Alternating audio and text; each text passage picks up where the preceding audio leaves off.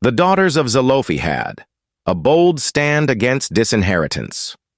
Do you know that the practice of disinheriting female children traces its roots all the way back to the Bible?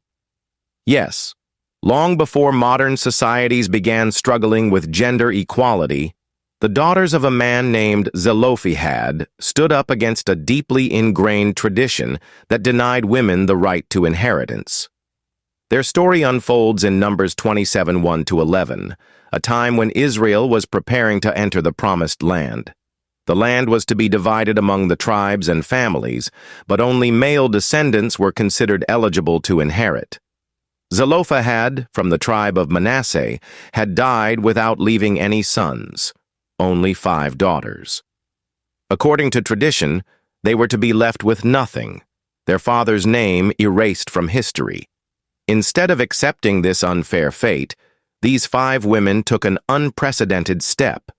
They approached Moses, Eleazar the priest, and the entire assembly at the entrance of the tabernacle, a place where only the boldest dared to speak.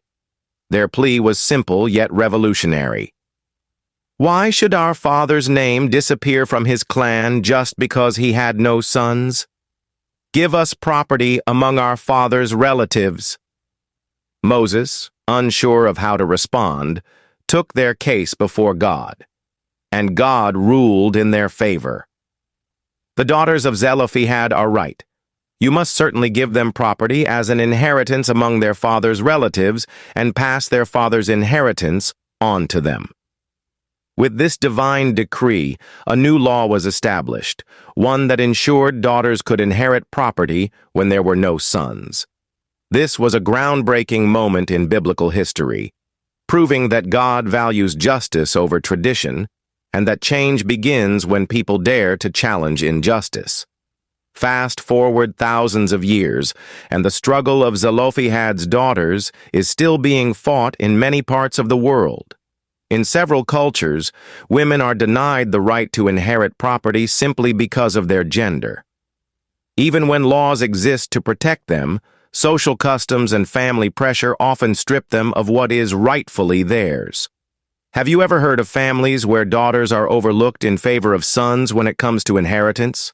Perhaps you know of women who, despite being capable and responsible, have been pushed aside because it's just the way things have always been done.